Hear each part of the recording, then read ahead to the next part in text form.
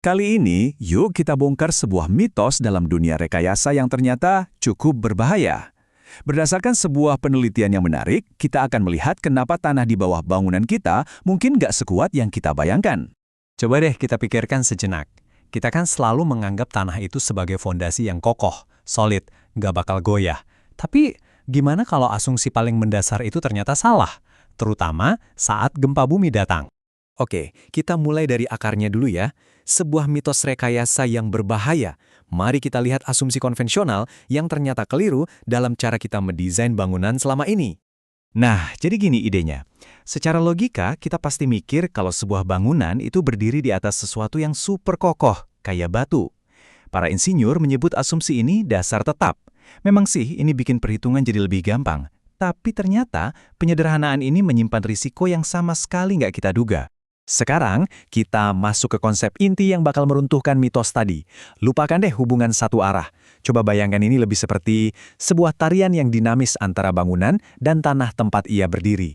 Jadi, ini dia poin kuncinya. Penelitian ini mengungkap adanya interaksi tanah struktur, atau biasa disingkat SSI. Artinya apa? Artinya, bangunan dan tanah itu saling memengaruhi. Jadi pas tanahnya berguncang, bangunannya ikut bergoyang. Nah, goyangan bangunan itu ternyata mengirimkan energi balik ke tanah, dan itu mengubah cara tanah merespons. Ini semacam siklus, hubungan dua arah. Analogi di slide ini pas banget deh. Mitos dasar kaku itu ibarat kita bangun rumah di atas batu karang. Kaku. Tapi kenyataannya, apalagi di tanah yang lebih lunak, itu lebih mirip kayak bangun rumah di atas kasur yang tebal. Dasarnya ikut melentur, ikut bergoyang, yang akhirnya bikin seluruh sistem, bangunan dan tanah, jadi lebih fleksibel. Terus gimana caranya para peneliti ini menguji mitos tadi? Nah, mereka melakukan sesuatu yang keren banget, serangkaian uji gempa virtual. Dan ini bukan main-main loh, mereka melakukannya dengan sangat teliti. Para peneliti membuat 16 model bangunan digital, menaruhnya di atas pondasi virtual, lalu mengujinya di dua jenis tanah yang berbeda, satu yang sangat keras dan satu lagi yang tingkat kekerasannya medium. Setelah itu, semua model ini diguncang pakai gempa simulasi.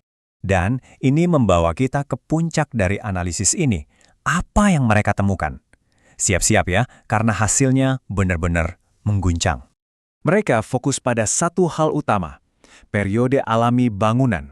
Anggap aja ini sebagai ritme goyangan khas sebuah gedung. Oke, kita lihat kasus pertama. Sebuah bangunan 2 lantai yang ditaruh di atas tanah yang sangat keras.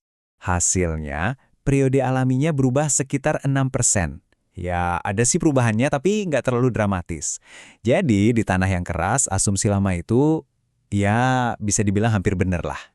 Tapi, nah, disinilah ceritanya jadi sangat menarik.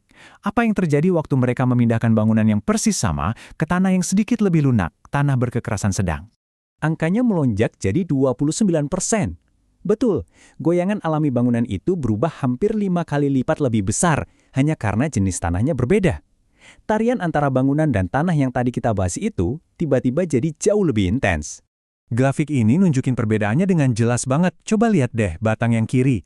Itu perubahan kecil di tanah keras. Sekarang, bandingkan dengan batang di sebelahnya. Jomplang banget kan? Itu perubahan masif di tanah sedang. Bukti visual yang sangat jelas kalau jenis tanah itu mengubah segalanya. Jadi, kesimpulannya sangat jelas. Mengabaikan fleksibilitas tanah itu sama saja dengan mengabaikan bagian terpenting dari sebuah teka-teki. Semakin lunak tanahnya, semakin besar pengaruhnya, dan ini membuat bangunan jadi lebih fleksibel dan lebih rentan bergoyang saat gempa. Mitos dasar kaku itu benar-benar terbantahkan. Terus, kenapa sih semua ini penting banget? Membongkar mitos ini bukan cuma sekedar urusan akademis ya. Ini benar-benar menyangkut keselamatan kita semua di dunia nyata. Para peneliti menyimpulkannya dengan kalimat yang, jujur aja, cukup tegas. Mereka menulis, banyak standar desain menyarankan bahwa efek SSI bisa diabaikan. Dan itu adalah sebuah mitos. Ini adalah sebuah pernyataan berani yang menantang praktik yang sudah berjalan bertahun-tahun lamanya. Nah, ini dia letak bahayanya. Kalau para insinyur merancang bangunan dengan asumsi tanahnya itu kaku, padahal kenyataannya fleksibel, perhitungan mereka tentang bagaimana bangunan itu akan bergoyang bisa meleset total. Hal ini bisa membuat bangunan yang kita pikir sudah aman, malah jadi sangat rentan saat gempa yang sesungguhnya terjadi. Ini benar-benar bikin kita mikir, kalau asumsi yang paling mendasar tentang tanah saja bisa keliru, kekuatan tak terlihat apalagi yang mungkin selama ini kita abaikan dalam menjaga keamanan dunia kita. Ini jadi pengingat bahwa terkadang bahaya terbesar justru tersembunyi di tempat yang paling jelas, tepat di bawah kaki kita.